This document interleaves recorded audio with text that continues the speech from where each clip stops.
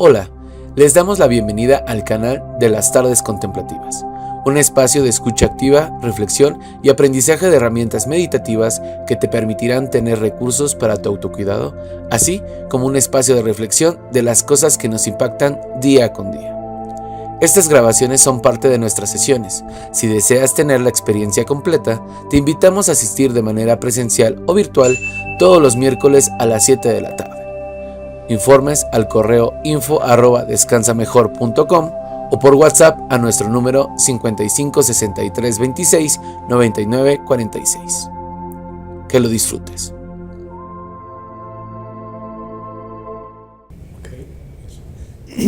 Muy buena noche, bienvenidas. Bienvenido, Alberto. Acá, bienvenido Robert. Y también los que están en Zoom, bienvenidos, bienvenidas a esta tarde contemplativa con uno de los temas de la serie de febrero, todos relacionados con el amor, o el día del amor, el 14 de febrero, el día del amor y la amistad, que está, ¿qué? En 3 días, ¿no? ¿Es el viernes o el sábado? El sábado, bueno, y es miércoles, así que Roberto propuso el tema para desincentivar el festejo del 14 de febrero. ¿O cuál fue tu razón para proponerlo, Roberto? Porque este es el tema del amor, o sea, es el tema en mayúsculas. El tema del Los amor. demás, el amor fraterno, la hermandad, son como accesorios, ¿no? Ok. Y me refiero a eso porque algo tiene el amor romántico que nos pesa mucho. Nos ocupa mucha energía, nos ocupa mucho tiempo, nos da mucho placer, pero también mucho dolor, muchos mitos en torno a ello. No hay amor si no se sufre, por ejemplo, ¿no? Tienes que enamorarte para poder tener una pareja y para poder ser feliz. Es el tipo de amor con el cual se condiciona la felicidad. Con los otros tipos de amor no. Y con este sí, entonces yo creo que algo tiene. Algo tiene, quizás lo que tiene es que no es una emoción natural y más bien es una institución cultural. Una institución cultural que ha sido creada desde, pues, parece ser desde la época del medievo, en los países de tradición cristiana. Y bueno, vamos a platicar más ¿Por qué dices adelante. que no es un amor, una emoción natural? Bueno, desde una perspectiva de la histórica, de la sociología,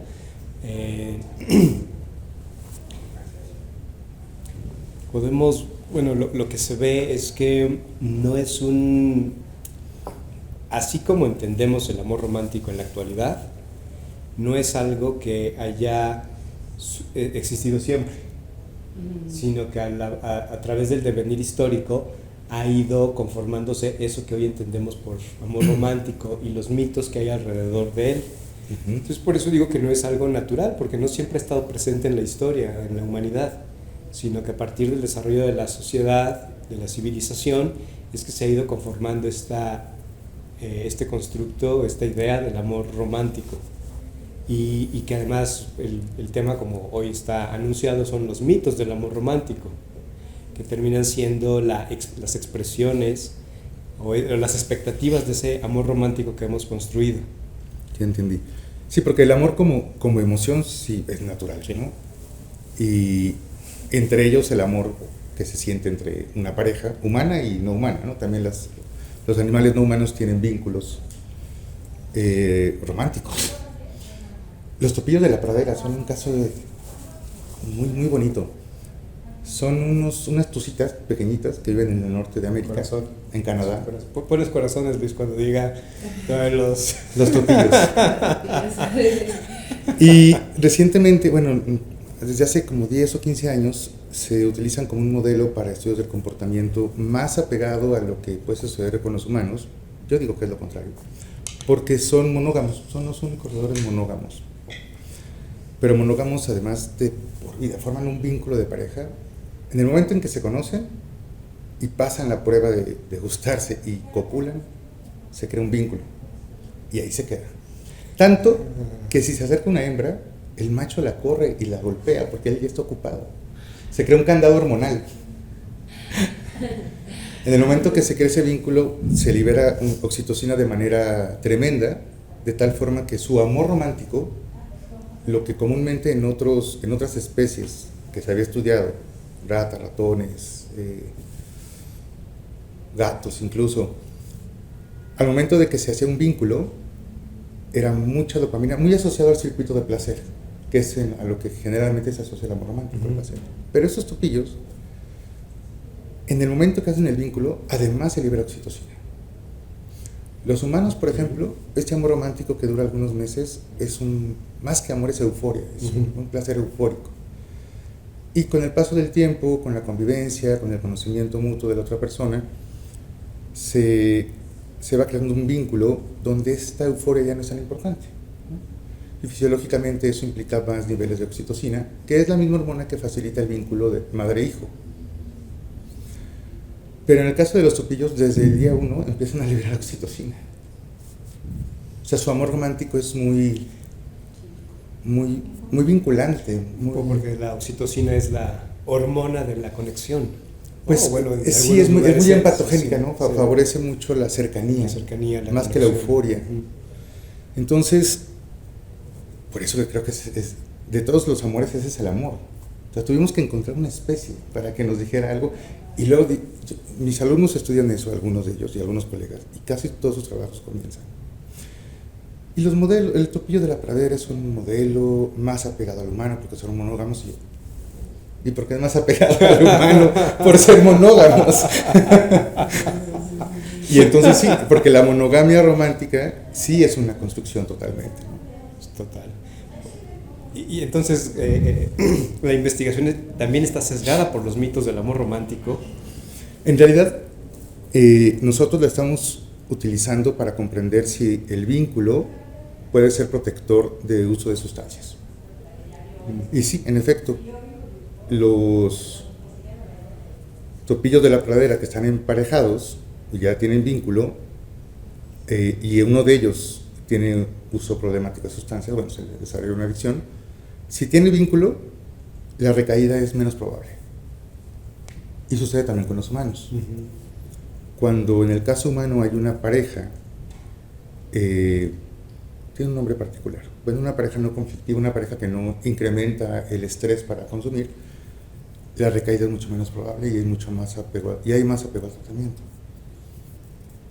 Esta búsqueda de placer que da la sustancia, supuestamente, parece que puede ser inhibida por otro tipo de amor que no es placentero, por otro tipo de experiencia que no es placer.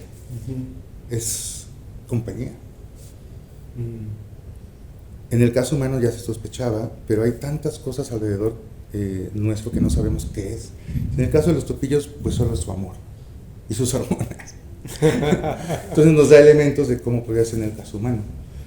Entonces creo que en esa construcción que mencionas hemos olvidado mucho. Bueno, más bien quizá no habíamos tomado en cuenta otras experiencias porque no conocíamos otras probabilidades. O sea, desde incorporando esta experiencia o esto que ocurre con estos animalitos, creo que se podría entonces cuestionar esta tendencia que la sociología ha abrazado durante mucho tiempo de ver al amor romántico como una construcción, como algo que pareciera artificial más que algo animal. Y eso creo que nos podría... Es que yo con la sociología tengo una relación de amor-odio, porque me dice mucho, cuando intento ver sociológicamente las cosas y verlas desde arriba, me da una explicación de muchas cosas. Pero es como muy creacionista, o sea, como que asume que el humano estaba ahí dado y ya, y que no tiene una historia natural de la cual viene y no tiene cuerpos que tienen esa historia natural. Entonces, difícilmente llega a ese tipo de explicaciones. Ahora, ¿por qué sería la diferencia entre el topillo con otros mamíferos?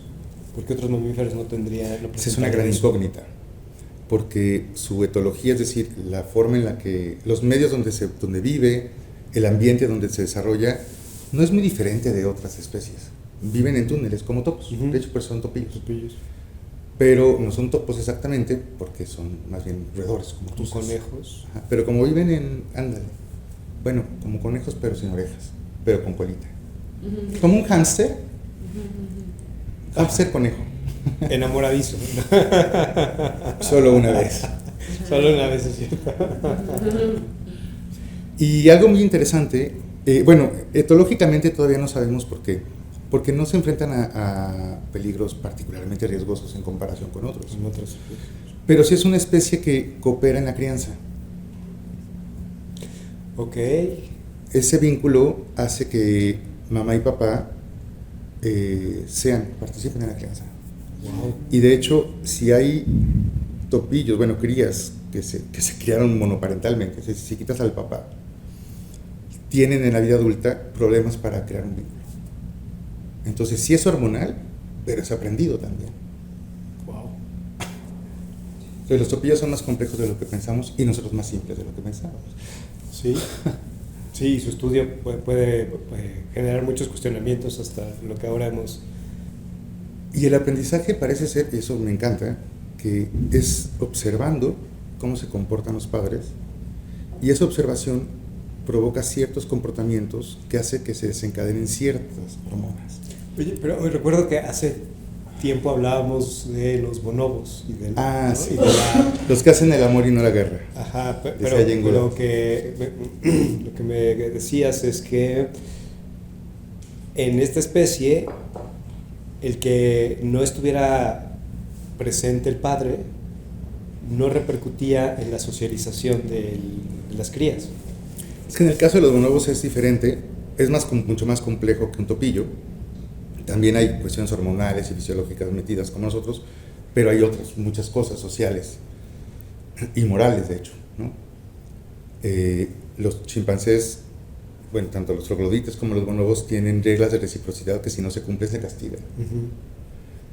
Y eso hace que sean convivencias muy sofisticadas. Y en esa sofisticación provoca que esta emoción del amor pues también sea poco natural, dirías, ¿no? No sé si culturalmente instituida, pero no es tan evidente o tan lineal como en los topillos. Los bonobos, cual primates, y para evitar la endogamia, han creado una sociedad en la cual o el macho o la hembra salen. Bueno, los primates todos. En los bonobos salen los machos. Para que alguien del grupo salga y deje los genes en otro lado. El caso humano también era así. De hecho, en los primeros asentamientos humanos, parece ser que las que salían eran las mujeres. Y parte de la construcción patriarcal y el por qué las mujeres se excluyeron de la información fue porque eran las que estaban en entredicho. Si estaban en un grupo donde estaban sus padres y sus hermanos, y en otro donde estaban sus hijos y su esposo, y ambos grupos entraban en guerra en una época en la que había muchos conflictos, porque no podías predecir el tiempo y las lluvias y todo, pues las mujeres, ¿a quién iban a apoyar? Entonces se excluyó de la información de ataque, de guerra y de cuidado, porque podían comunicar entre ambos grupos de información. Esa es una sofisticación de una emoción. Claro. En el caso de los bonobos sucede algo parecido. Salen los machos, cuando ya son adultos jóvenes, allá entre machos se arreglan a ver quién es el alfa para cuando se acerquen a las hembras, pero a diferencia de los troglodites, los machos no llegan al grupo y hacen lo que quieren. Las hembras ponen muchos límites, muchas barreras, y usan el amor para manipular. Es muy interesante. Por ejemplo, tienen representaciones de actos de coitos entre hembras frente a un macho para provocar el celos, para provocar un ataque, para que otro macho, que provoca que otro macho se inserte. Ajá. Y entonces los dos se vayan. Es una forma muy sutil de correrlos a ambos. Wow. ¿Meditan? Yo creo que, fíjate, no lo había pensado, pero esta cola que tienen como almohadillas quizá es para eso. Porque si no, vamos a empezar a meditar nosotros. Y como último dato interesante, incluso en las ratas blancas de laboratorio, las más comunes y corrientes que se han utilizado, las que se consideran más simples, que no lo son tanto, hay también una selección sexual que no es por parte del macho, es por parte de la hembra. Casi siempre se pensó que el macho era el que iba y coercionaba a la hembra. De hecho es más grande, la montaba y podían tener coito y dejarla preñar, ya se entendía, ¿no? Pero cuando descubrieron que las hembras, que son las pequeñitas, están en un espacio donde hay un agujerito donde ellas pueden pasar, pero el macho no, porque es más grande, entonces ellas son las que mandan. Y el macho solo se acerca cuando ellas quieren. Y ellas están todo el tiempo del otro lado del hoyito y van con el macho solo cuando ellas quieren. Y en realidad se ocurre en la vida real de los roedores, ¿no? Estos agujeritos donde las hembras pueden pasar y los machos, ¿no? Y eso es interesante, ¿por qué? Porque el cambio de ecología, el cambio de un hábitat, de un ambiente, provoca que una emoción que podemos sentir, cual mamíferos, se modifique en su expresión y en su institución. Y la historia humana, pues es modificación de ambientes, ¿no? Ambientes más limpios, más sucios, con más contaminación, menos, más arbolados, ¿no? Entonces todo el ambiente, toda la ecología que acompaña nuestras emociones son parte de esa construcción. Quizá por eso Erich Fromm, cuando hablaba del amor, no hablaba solo del romántico, del fraterno, también del ambiente. O el último elemento de la meditación meta, ¿no? Expandirlo a todo. O la recuperación de la idea de Pachamama. Es decir, también el ambiente es parte de lo que nos configura amorosamente. De hecho, de ahí proviene. Y el amor romántico, no, pareciera que no. Me surge una pregunta, la pongo y meditamos y respondes. No en todas las clasificaciones de emociones está presente el amor. Hay muchas clasificaciones que lo excluyen y que lo colocan como una emoción compleja o como un sentimiento. ¿Por qué? Pero vamos a meditar. Meditemos. Ya sé la respuesta, pero meditemos. Entonces, ¿ok? Románticamente. Románticamente. O sea, tiene que ser suavecito. Así, sedúcenos. ¿Y los metaleros no pueden sentir amor? Ah, pues sí, ¿por qué no? Entonces no tiene que ser así, puede ser. Como te gusta a ti manifestar todo. Pero los metaleros se llaman metaleros por una corriente, no porque usen metal. Pero y eso sí es amor, metal. Por eso, pero bueno, está bien. Como sea. En la edición de todas maneras te vamos a cargar el pila, no te preocupes.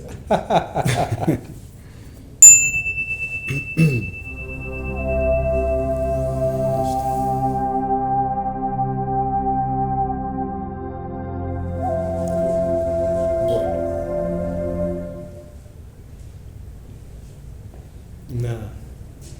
Estoy conteniéndome. Para Hasta recibir tu indicación de que puedo hablar.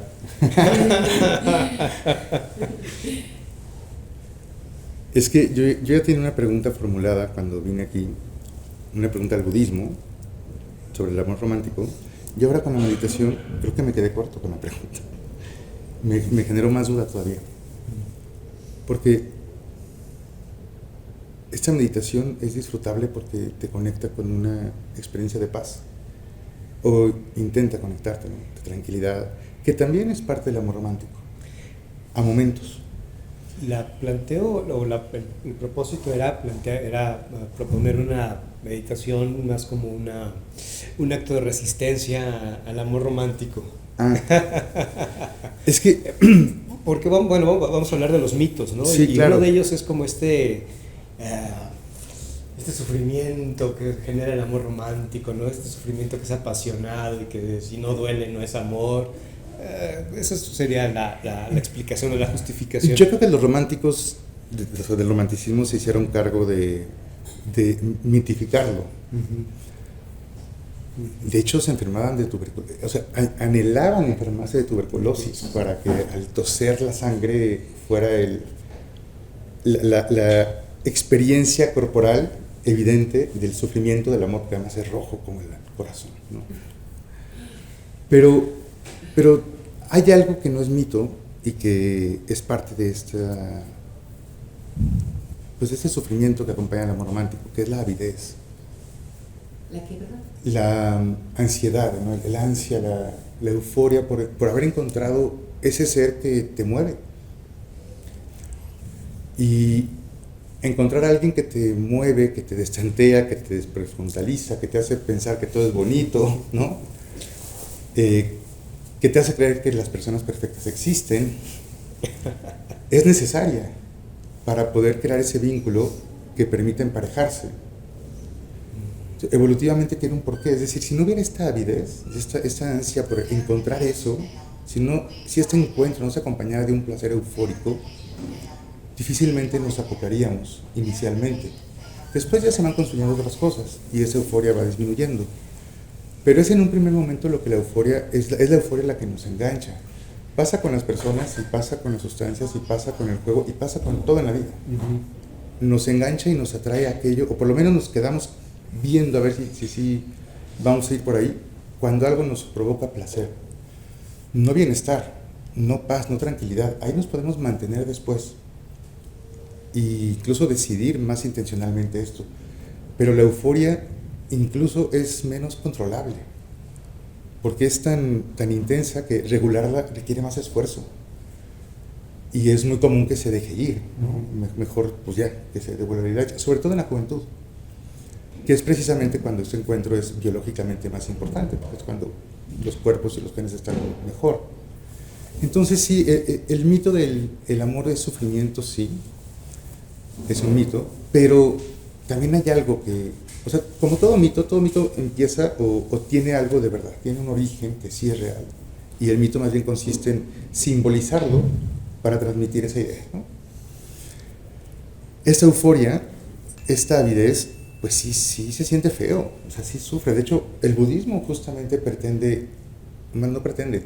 se enfoca en eso, ¿no? En decir, a ver, la avidez te lleva al sufrimiento, mantén la ecuanimidad. Y yo creo que esa avidez es inseparable del amor romántico.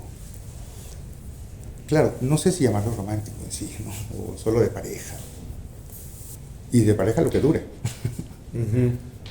No sé si romántico sea la palabra que tengamos que seguir usando, pero sí hay un tipo de amor de pareja que sí tiene que ser eufórico para poder tener este enganche, aunque luego se divorcien, no importa. Pero biológicamente ya cumplió su función. Hubo un contacto, hubo un encuentro, hubo una cría.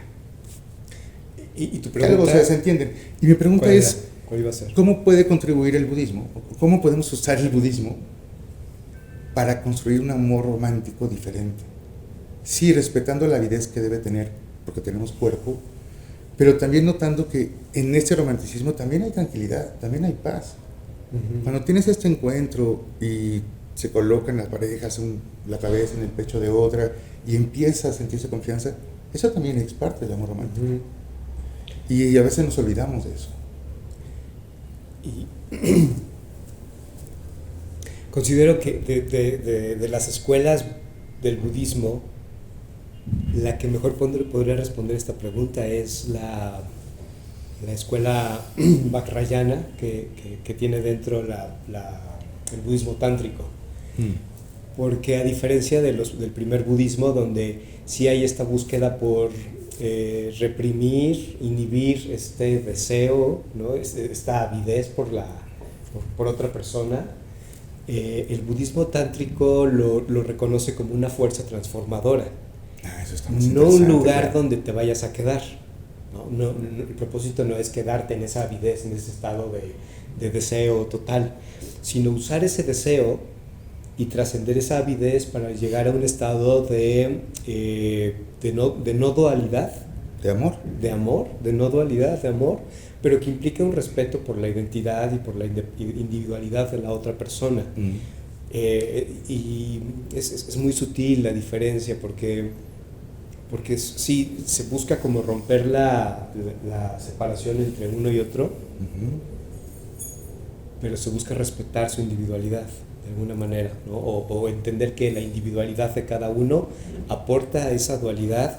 Y suena más esto que estás explicando, la práctica tántrica, que la práctica de inicios del budismo Theravada, donde no hay que sentir pasión, no hay que sentir nada de deseo, y una rama del budismo donde sí se abre y reconoce la potencia que esto tendría como energía que lleve a ese estado de dualidad donde uno sienta paz, más bien un estado de no dualidad, donde uno aspira a esa paz, a ese gozo. No ese gozo eufórico, sino un gozo que viene de sentirte conectado en un lugar seguro, aceptado totalmente por quién eres y cómo eres. Tú y yo somos uno mismo. Tú y yo somos uno mismo. Es que también eso es el amor romántico, ¿no? Esa, Sí. esa noción de vínculo, ¿no? Sí, pero como, Y de unión. como en lo popular se mezcla con estos mitos del amor romántico que implican sufrimiento, que implican posesión, que implican apropiación Esa era del mi otro. segunda Entonces, pregunta. tú y yo somos uno mismo, no porque seamos la culminación de un vínculo espiritual en el que son dos conciencias totalmente elevadas, sino yo me quiero apropiar de ti, ¿no? Quiero que pases a ser parte de mis posesiones y en consecuencia controlarte. No. La compasión que hemos practicado aquí ya en varias sesiones y que particularmente vimos la sesión pasada, la meditación meta, donde precisamente vemos al otro con un deseo incondicional de bienestar, que sería como el amor más puro. Esa práctica de meta, como intencionada o pensada en el amor romántico, podría contribuir o ayudar a eso, a que el otro sí se respete la euforia, se acepte, incluso se disfrute, se goce, pero también se ve al otro compasivamente, ¿no? Sí. Y eso hace que esta unión que se está creando sea menos posesiva. ¿Podría ser? Sí. Y fíjate, en los maestros Theravada hablan o dan la instrucción que cuando haces la práctica de meta y traes a una persona querida, te advierte que traigas a una persona por la que tengas algún tipo de deseo, ¿no? Porque que no sea tu pareja, ¿no? Que no sea tu pareja o que no tengas deseo por esa persona, porque podría ser, no podría ser. Bueno, sí. No somos topillos de la pradera. No somos topos de la pradera. Pues sí. Entonces, al no ser topillos de la pradera, te dicen, mejor tráete a alguien con quien no tengas por quien no tengas ningún deseo sexual, para que no se confunda. Fíjate que... Pero entonces pienso en la trascendencia que podría tener el hacer la práctica, a lo mejor no cuando estás iniciando a hacer la práctica de meta, me refiero a que eres principiante, sino que ya tienes más tiempo, poder incorporar a una persona por la que puedas sentir deseo, pero a través de la práctica de meta trascender ese deseo, ¿no? Ese deseo donde ya dejo atrás el querer poseer a esa persona, sino la cuido y deseo que esté bien, que sea bienestar, que tenga un bienestar pleno. A mí me parece que se podría hacer también un buen Fíjate camino. que esta energía transformadora que habla del amor romántico, o sea, esta euforia como aprovecharla para transformar y crear, creo que justo lo que puede llevar es al cuidado, porque en la meditación meta deseas que la otra persona tenga bienestar, ¿no? Que no sufra, que encuentre el camino para ya no sufrir. Pero no necesariamente te haces cargo de eso. Pero en el caso de la pareja sí. O sea, no solamente deseas eso en tu pareja, sino además intencionalmente pretendes cuidar para que eso sea posible. Sí. Y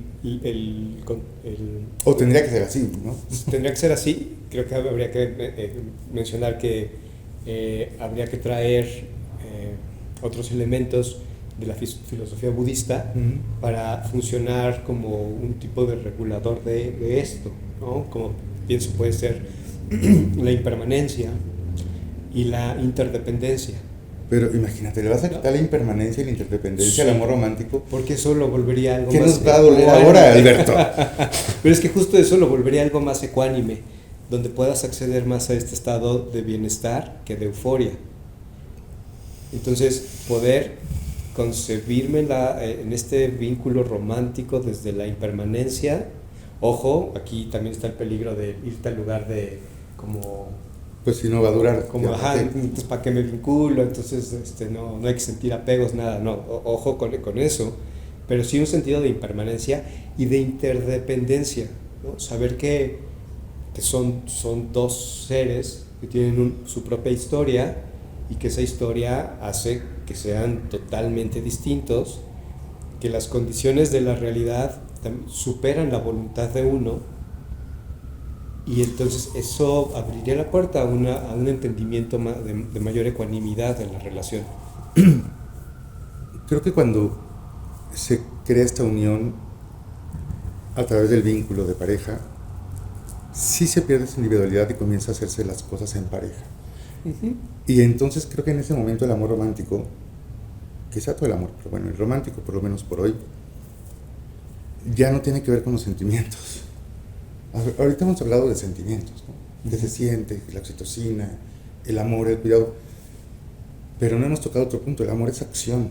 Uh-huh. Y se puede entender y se conceptualiza, y vemos que alguien está enamorado, y puedo decir que yo amo a alguien porque actúo en congruencia con mi concepto de amor. Uh-huh. Y lo pensé por esta noción que implica la compasión hacia tu pareja.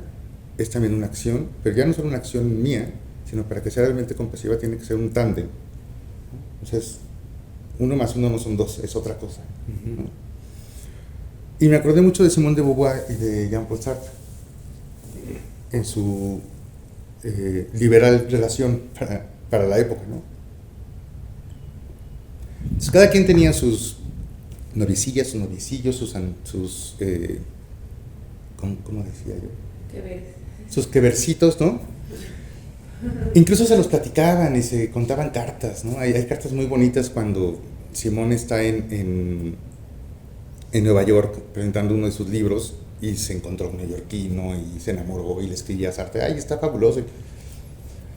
Pero hubo una vez en la que ella sí se puso celosa y no entendía qué pasaba, no entendía por qué esa relación con ese estudiante le provocaba tanto enojo, tanta incertidumbre, tanto miedo, o sea, miedo a que tu pareja esté con alguien más. Sería como inconcebible para Simone de Beauvoir,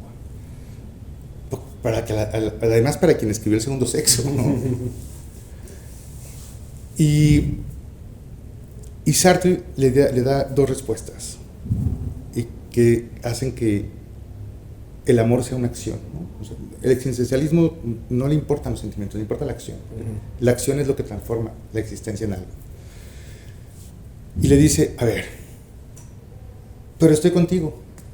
¿Cuál es? Porque las hace todos. O sea, la idea es, teníamos esto, no importa qué sienta, no importa cuánto me enamore, no importa si yo deseo estar con esa chica. Estoy contigo. La decisión de actuar para estar contigo y que ya sea otro amorío más, pero no mi tándem, es clara porque te pones celosa. Y entonces Simón reflexiona, aparte en un libro que se llama La fuerza de las cosas. O sea, que esto lo pongo como fuerza, justamente viendo la idea por lo que dices, ¿no? Uh-huh. Esta transformación, esta euforia, este miedo que sentía Simón de Beauvoir, cuando lo entiende desde este tándem que habían hecho juntos, se transforma.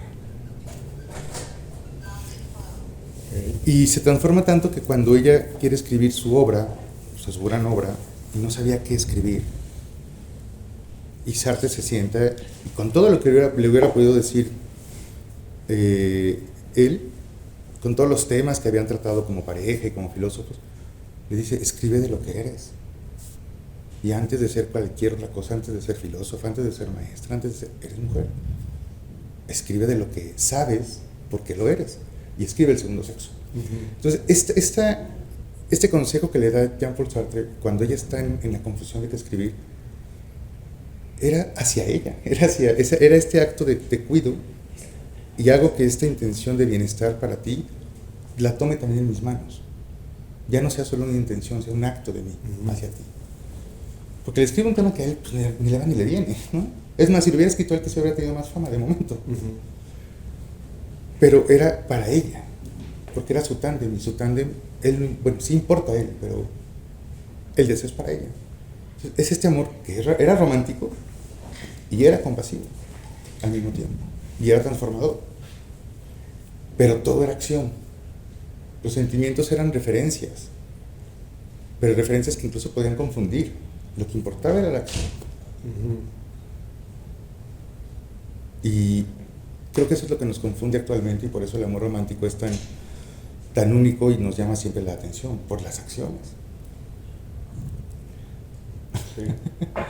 También creo que habría que situar el contexto de esta pareja. Sí, era muy particular. Era muy particular, seguramente con acuerdos muy bien hablados, que además es otro como de los mitos fantasmas del amor romántico, ¿no? Que damos por hecho que para mí y para ti la pareja funciona igual, cuando para uno funciona de una manera y para el otro puede funcionar de otra manera. Y se dan cuenta en el divorcio. Y se dan cuenta en el divorcio. Sí, entonces, ok, sí. Y bueno, acá, ¿qué mitos se les ocurren del amor romántico? Pues que lo de la monogamia, ¿no? O sea, pues siento que sí, o sea, un amor romántico pues debe de ser monógamo, ¿no? Ajá. Pues porque sí lo traes bien plantado, o sea, de repente cuando empezaste con el hecho de que tenemos una concepción del amor romántico, digo, bueno, a ver, ¿cuál es esa concepción, no? Pues ahorita con lo que hemos hablado, que debe ser monógamo, ¿no? O sea, ¿qué es lo que tenemos planteado? Pero no Sí, es que lo que sí, debe sí. ser, sino lo y con ciertas situaciones que también ahorita no las puedo escribir exactamente, pero se me queda mucho eso de la monogamia, ¿no? Porque cuesta. Creo que yo, por ejemplo, sí, o sea, no concibo una relación poliamorosa. O sea, no sé si en algún momento me atreva, pero sí digo, hijo, o sea, creo que es con lo que yo sí tengo muy sesgado el amor romántico. Okay. Que si es romántico, pues es monógamo. Como Topito de la Pradera. Como Topito de la Pradera, ajá. Pero a ellos no les cuesta trabajo, Ajá. a nosotros sí. Pero tal vez digo, a ver, Fernanda, pues tal vez no se te ha atravesado una situación en la que a lo mejor o tú te enamores de alguien más y te gustaría compartir. No sé, que suceda una situación en la que se preste, ¿no? Un amor de tres. Sí. Sí, o sea, por su parte, por mi parte, ¿no? Pero sí digo ahorita, hijo, que, ¿cómo es, perdón, la palabra que dijiste? Que tenemos mitos. ¿Mitos? ¿No? Ajá, o sea, Mitos. ¿cómo lo tengo yo mitificado en mí, ¿no? O sea, ese concepto de la monogamia. Y que se vuelve un deber ser, ¿no? Porque sí, si lo planteaste. y es lo que me lleva, si no me lleva a esa ansiedad, o sea, el pensar a lo mejor en algo más es lo que me llevaría a una ansiedad. Sí, ¿no? Pero pues yo digo, pues no, o sea, es que justo ahí es donde estoy metiendo mi control. Pero eso es lo que pienso. Okay. Sí. Las águilas calvas son peor, porque los tupillos, cuando se muere alguna de ellas, pues ya se liberan, ¿no?, de su candado hormonal y pues pueden encontrar otra pareja. Y otros primates, los monos titíes también, se emparejan y son monógamos durante la crianza, que son chiquititos y tienen gemelos. Entonces la mamá no puede cargar a los dos crías. Entonces durante la crianza están juntos y no voltean a ver a nadie. Cuando los crías se pueden mover, ya se liberan. Hay que aprender más a los titís. Uno de los monos tití dice, no me divorcio por mis hijos. Pues sí, pero ellos ya en 6 meses están liberados. Pero en 6 meses. Pero es por los hijos. Eso Es sí, por es por los los hijos. Pero las águilas calvas, cuando se muere su pareja, ya nunca jamás vuelven a emparejarse. Están solas el resto de vida. Se quedaron en el medievo. No sé. ¿Por qué lo hacen? Ellas son el ejemplo del amor romántico, son la guía que tiene que ser. Mi abuela, cuando murió mi abuelo, ¿qué edad tenía mi mamá? Bueno, mi abuela tenía 40 años cuando murió mi abuelo, era muy joven, y vistió de negro 25 años, en memoria de su esposo fallecido. Wow. Pero eso es producto de una construcción social, Claro. donde se obliga al duelo y hay toda una serie de lineamientos, ritos, rituales del duelo, ¿no? Pues fíjate que Y una concepción de identitaria, ¿no? De la viuda. cuando ella ya tenía un poco de demencia, me decía que no era porque lo quisiera tanto ni lo extrañara, es porque así ya no se le acercaban los hombres. En realidad, mostrarse en duelo y mostrarse viuda, orgullosamente viuda, y todavía respetuosa de la memoria de su marido, era para que no se acercaran, porque ya no quería más hombres en su vida. Claro, exacto. Okay. De hecho, fíjate, la historia de mi abuela y de mi tía es muy curiosa, porque cuando muere mi abuelo, la hermana de mi abuelo, la tía abuela y mi abuela crían a los 5 hijos. Y era una suerte de amor, de relación de pareja, para la crianza. También es una suerte de amor, bueno, no es romántico, pero bueno, no sé, esas son las cosas que meten ruido, ¿no? Está buenísimo, porque a mí lo que me dice es que el amor romántico termina legitimando vidas, identidades, ¿no? Legitima estructuras, cómo debes de vivir, qué es lo que a qué debes aspirar. Y vive para complacerte placeres, o sea, para llenar sus placeres. El amor romántico es expectativa de algo que yo entonces quiero alimentar mi placer y sentirme nuevamente bien, ¿no? Cuando aprendes al amor no romántico, que es realmente amor cuando sufres, porque ya no tienes eso, ya no tienes esos placeres que tú esperas recibir, pues es cuando sufres. Y sin embargo creo que tiene algo más, porque... ¿Ya vieron quién es el romántico de hoy? ¿Quién es el topito de la pradera? Sí, el topito, sí. Yo sí, a mí los románticos me encantan. El topito. Yo de no la soy pradera. poeta maldito porque ya no hay tuberculosis. Ya es campeón. ¿No te sirve? No es la misma metáfora. Ok. Ya sabemos quién fue a ver Cumbres Borrascosas. Exacto.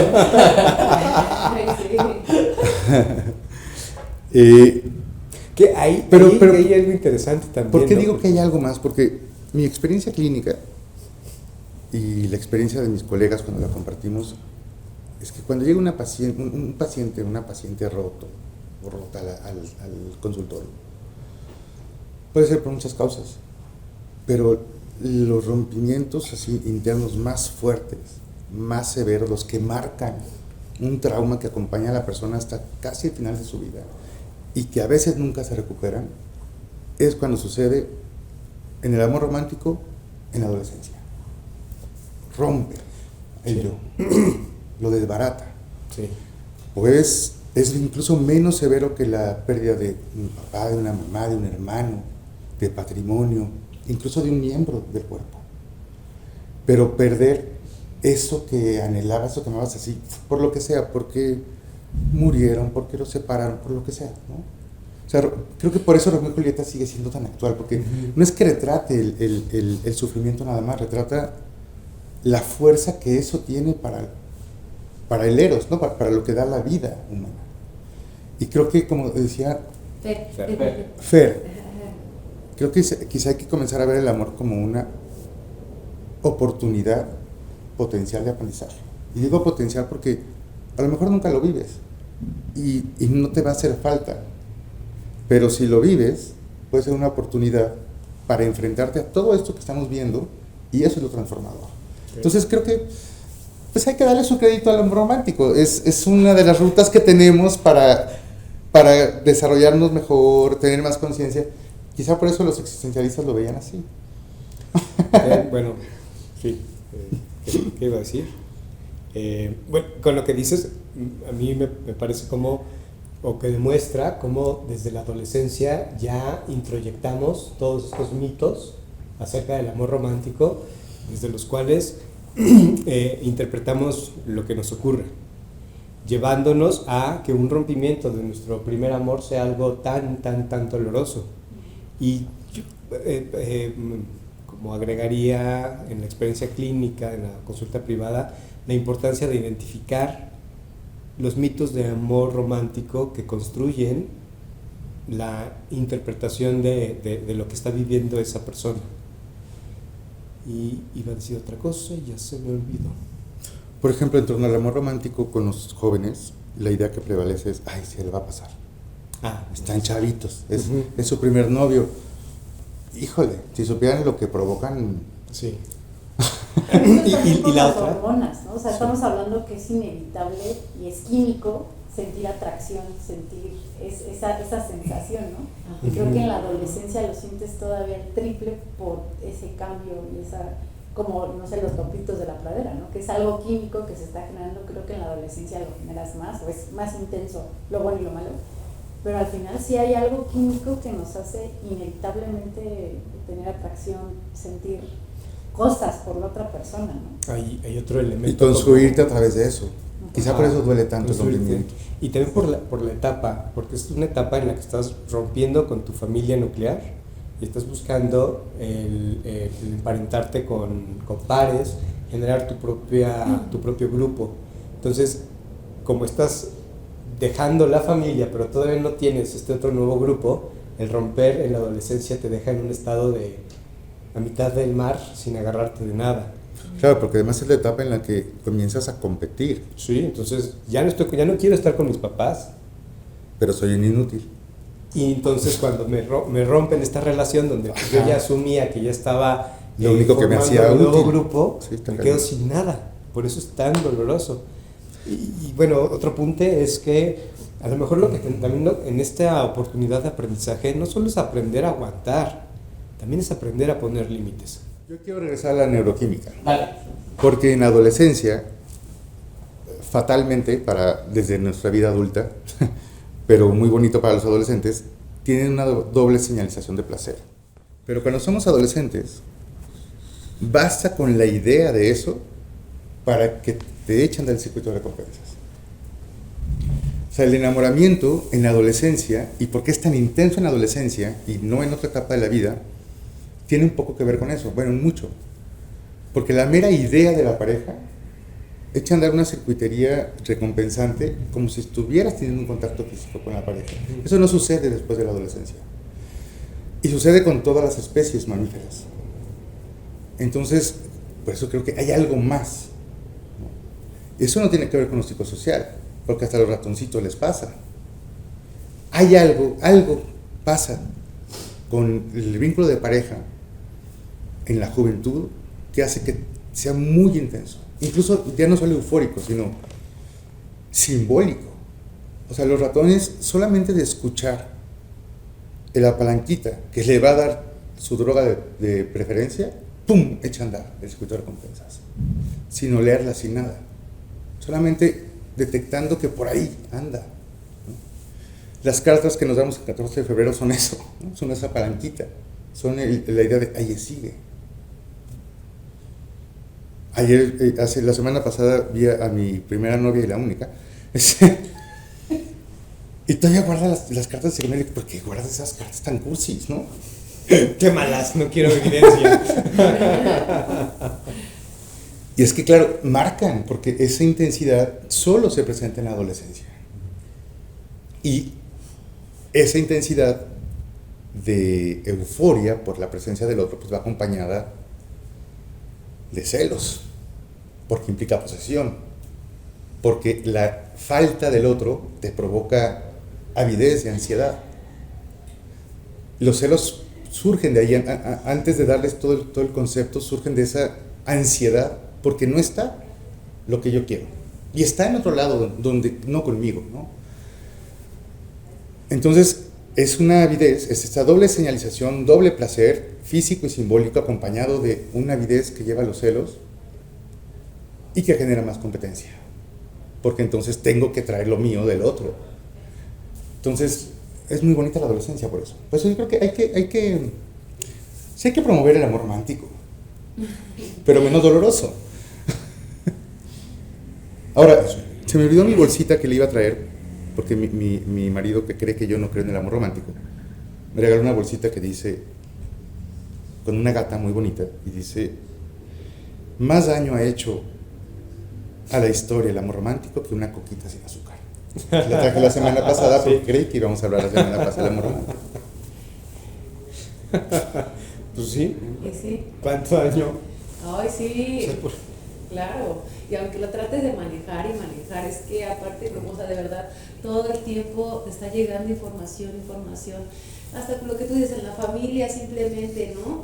Ay, hijita, ¿y qué ha pasado con eso? O sea, sus ideas del amor romántico, ¿no? Cómo debe de culminar, cómo debe de ser, todo el tiempo en la televisión, simplemente pues tus amistades, ¿no? O sea...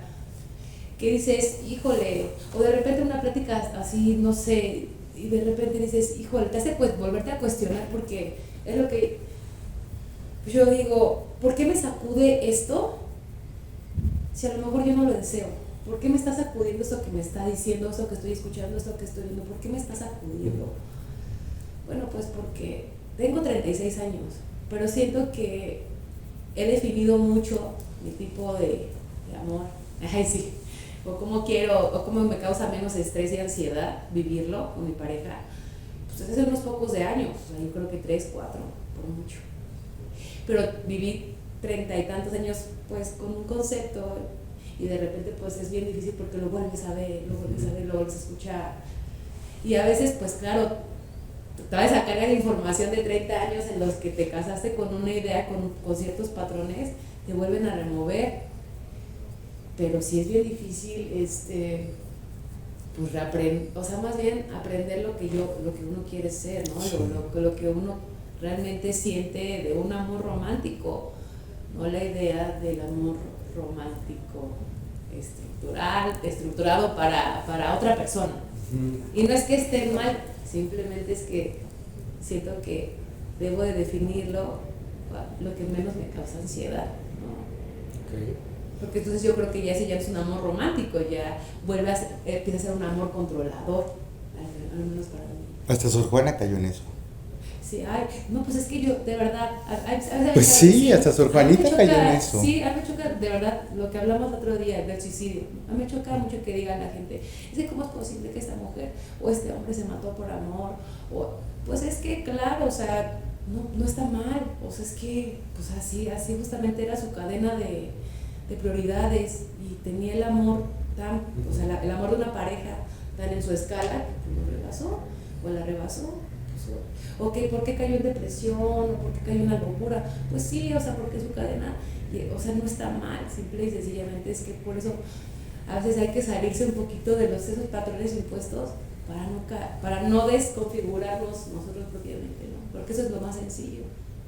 Ahora, ¿cómo sería lo correcto, ¿no? Desde, no sé, el budismo o lo sano, ¿no?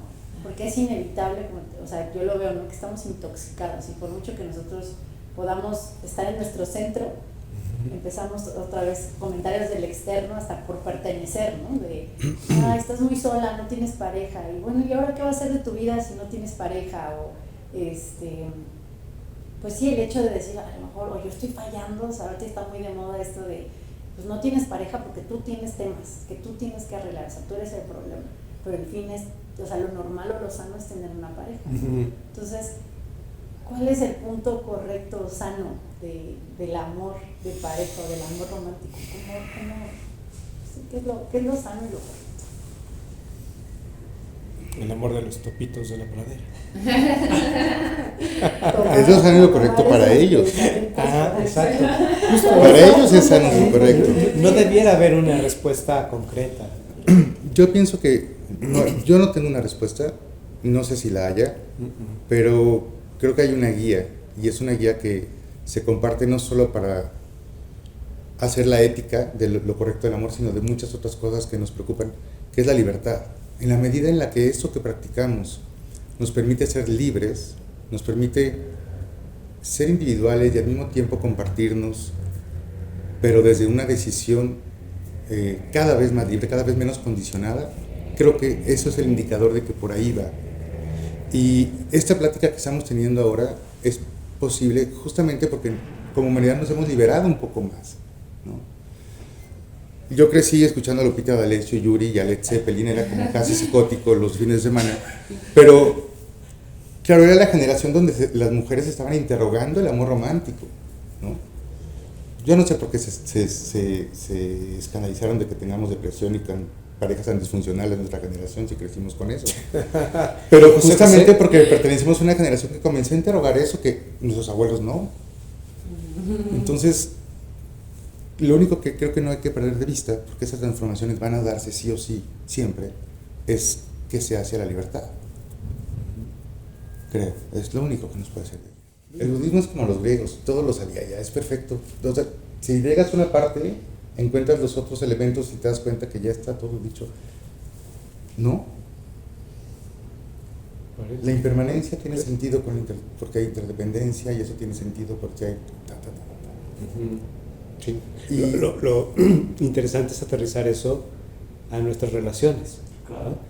Y que eso a lo mejor, pues, también desde la pregunta que hace Irlanda, creo que podría orientarnos, no decirnos cómo son las cosas en concreto, Claro. pero sí el budismo darnos también una es libre, orientación. ¿no? Basa en Claro, la libertad. y con la libertad, sí, la libertad, pero también como, no sé si un cierto compromiso a el empirismo, a ir a través de la experiencia, identificando qué te gusta, qué no te gusta. Lo dijiste ¿no? muy blandito. Yo creo que el budismo es casi anarquista. O sea, no me creas a mí, incluso el Buda dijo, no me creas a mí por ser el Buda, créelo cuando tengas esa experiencia. No hay más anarquía, esa es la base del anarquismo, Sí, ¿no? sí. Y yo creo que también, regresando a esto de la evolución de los budismos respecto al amor romántico, ¿no? Viene esta tercera escuela donde dice, oye, hay un campo de oportunidad en relacionarte con alguien con quien sientes deseo. Explora esa experiencia, claro, y ve qué es lo mejor que puedes sacar de ahí, ¿no? Sabiendo que también a lo mejor digas, ¿sabes qué? Hasta aquí llegué, no, y vete para allá y yo no te vuelvo a ver. Pero es un campo de experimentación donde tú vas descubriéndote, ¿no? y resonando y estableciendo acuerdos, ¿no? Estableciendo límites, estableciendo tu propio amor romántico, finalmente, ¿no? Claro. O sea, creo que una reflexión sería eso, observar cuáles son los mitos de amor romántico que conforman nuestras relaciones y dar un paso al lado para construir tu propia relación. A lo mejor en esa permanecen algunos mitos, está bien, pero que sea en ejercicio de un consenso y de la libertad. Es muy complicado, porque los mitos además van cambiando con la edad. O sea, los mitos de ahora no son los que tenías de adolescente o de niño o de veintitantos. Comercial, dentro de 8 días hablamos de la tercera edad, el amor en la tercera edad. Y a nuestros invitados les voy a preguntar si no se enamoran tan intensamente como solo en la adolescencia, como lo dijo en este capítulo Roberto Mercadillo. No, pues no, ahí sí no hay forma. Como tienen Pues medicamentos, sí. ¿Cómo no van a pagar? Sí, además ahí estarías reduciendo la experiencia del amor romántico a un cóctel de hormonas. La intensidad, sí. No sé. Esa intensidad física, pues sí, ¿de dónde más va a venir? Sí. Es más, con el bajón de testosterona que empieza a los veintitantos, en hombres y mujeres, y de estrógenos, con el caso de las mujeres, 22, es que ¿no? por más intensidad que tengas, ya ni siquiera hay erección, por ejemplo. Entonces, pues no puede ser igual. No sé. Claro, Vamos a ver qué hay pasa, intensidades porque de otro tipo, de otra forma, eso sí, intensidades que un adolescente jamás se puede imaginar, que vienen con la experiencia y con la reflexión y con la construcción de vínculos más sólidos que te dan una intensidad mayor, pero no es esta intensidad eufórica de querer tener al otro, es una intensidad a lo mejor más de aprecio por la vida en sí, ¿no? Pero el Con Buda el diría desarrollo. que eso es todo lo que tienes en ese momento. Exacto. Exacto. Sean los 16 o los 66. Eso es todo lo que tienes. Bueno, vamos a meditar. Seamos libres, un poquito anarquistas Anarquistas en el amor. y salseros. Camino acá venía escuchando salsa y me di cuenta la cantidad de amor, de mitos románticos que Te tiene la preparaste, salsa. De hecho hay un género que De se hecho, llama le llaman salsa, salsa romántica, salsa ¿no? romántica, ¿no? Que solo habla de eso, solo habla de eso. No Pero solo si dan que ganas de dice- que te devoren otra vez. Es que el amor romántico se siente rico también. Porque te toca el cuerpo. O sea, pues sí. Sí. Bueno, pero, o sea, ¿es romántico o pasional? Porque devoran otra vez, pues es que, o sea, Es ¿para que cuándo es- nos vemos para que quieras devorarme? Porque, pues, o sea, ya el amor romántico, ¿a poco sí está? O sea, también, a lo mejor es mi mito, ¿no? ¿Qué? Un amor romántico, a lo mejor, justo, como ya te embonan otras cosas, ya te llenas de otras cosas, ya lo pasional, o sea, sí, claro, suma, pero ya no son puntos central. Es que para los románticos, ¿De Zacatecas? los de antes, los de la tosferina, iba a decir, los de la tuberculosis, Los de COVID. los de los COVID, el romanticismo es pasión, es sinónimo. Sí. Es- Pero porque ¿cuántos amantes no tenían en esa época, en el romanticismo? Estaba plagado de amantes, estaba Pues, plagado de orgías. estaba Los románticos plagado- eso es lo que celebraban. De hecho, les gustaba morir. No, imagínate, la muerte perfecta de un romántico era morirte tosiendo sangre en una orgía. o Y llenando las sábanas sí, blancas de sí, sangre. Exacto. Sí, esa era la aspiración. Existía el movimiento contrarromántico justamente porque eso no estaba bien. Pero se impusieron los románticos. Y se impusieron porque, diría Luis, entró a la burguesía. El romanticismo ha pasado y ha perdurado después de la época del romanticismo porque pasó a la clase que fue extendiéndose y a la que nos enseñaron a enamorarnos aunque ya no fuera necesario ni por economía ni por tierras, porque ni tenemos tierras ni tenemos herencias. Ajá, exacto, sí. Ni unimos familias. Ni unimos familia, o sea, sí, pero tampoco bueno, es sí. que se van a unir dos reinos por eso. Exacto. O sea, Iztapalapa y Mucho- Coyoacán van a seguir siendo Iztapalapa y A lo Coyoacán. mucho 2 barrios. Y depende cómo se lleven a los otros vecinos. Por eso. Sí. Porque Dos hasta el códigos amor postales. romántico puede ser clasista. Es clasista. Es Es clasista. clasista. Esto sí está. Ahora que decían Acuérdate, esto, amarte duele. Si te gusta el frijol, pues vas. y con esta, la nueva edición bueno, la nueva versión de Cumbres Borrascosas, ¿Cuál nueva versión? hay una nueva ¿Quién versión. osó tocar Cumbres Borrascosas? Hay una nueva versión. O sea, algo que escribía esta Emily Brontë era sobre el amor entre un negro que en ese entonces, en ese tiempo, los negros no tenían derecho a amar. Pero también el cómo se conformó la realidad es un dato que la lectura de ese libro lo hicieron a un lado. Tan es así que ahora no es negro el protagonista. Ajá, que en la cara, bueno, yo no lo he visto, pero en la carátula sí no se ve un... No, es y digo, nunca tampoco he leído Cumbres Borrascosas. Qué bueno, no te pierdas de mucho. Sí, no. Pero la que no te puedes perder es Madame Bovary. Bueno, En la secundaria, yo no me acuerdo ¿De Madame Bovary? Madame Bovary también. Yo cuando la leí dije, ¿por qué soy una mujer tan francesa del siglo XIX? O sea, porque claro, es que eso ha permeado hasta aquí. Sí, claro. ¿Por qué me voy enterando ¿Por ahora? qué me voy enterando ahora que tengo esa vena aquí? Sí.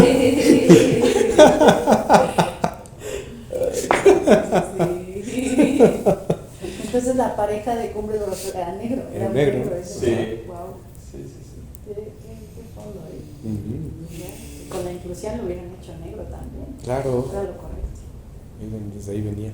Bueno, vamos a meditar y cerramos.